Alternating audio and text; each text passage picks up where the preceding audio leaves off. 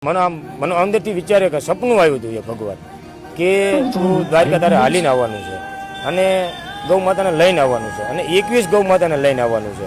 એટલે એ એક સપનું મેં આજે મારા ઠાકરે મને પૂરું કરાવ્યું છે અને એક ફોન નોટ વગેરે હું ત્યાંથી નીકળ્યો છું ભગવાન અને આ મારા ઠાકરે આજ પૂરું કર્યું છે. બોલો દ્વારકાધીશની જય, બોલો ગૌ માતાની જય. અમારું અમે ગામ લાઠીદર, બોટાદ જિલ્લાનું લાઠીદર ગામ છે. ત્યાંથી અમે આ ગૌ માતાને પગપાળા યાત્રા લઈને દ્વારકાધીશના ચરણ સુધી અમે આવ્યા છે અને દ્વારકાધીશના ચરણમાં અમે જે પ્રદક્ષિણા કરાવી છે ગૌ માતાને. અમારો હેતુ એટલો છે, જે આ ગાય કચરો ખાય છે, ગટરનું પાણી પીવે છે અને જે રીબાય છે, જે રોડ ઉપર એક્સિડન્ટ થાય છે, આ કોઈ સરકારી મુદ્દો નથી, આ પબ્લિકને સમજવા જેવું છે.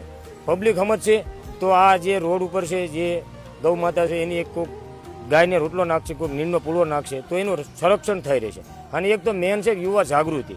આ અમારી યાત્રાનો એક હેતુ છે કે આ ગૌ માતા તો છે જ, પણ ગૌ માતાને રાષ્ટ્ર માતા ઘોષિત કરવામાં આવે એવી અમે કાળિયા ઠાકરને, દ્વારકાધીશને અમે પ્રાર્થના કરવી છે. અને આ પ્રાર્થના મારો ઠાકર સાંભળે તો આ જે રોડ પર ગાય રખડે છે એ રખડતી બંધ થઈ જાય, કચરો ખાતી બંધ થઈ જાય અને ગટરનું પાણી પીતી બંધ થઈ જાય, એવો મારો ભાવ છે. જય દ્વારકાધીશ. બોલો દ્વારકાધીશની જય, બોલો ગૌ માતાની જય.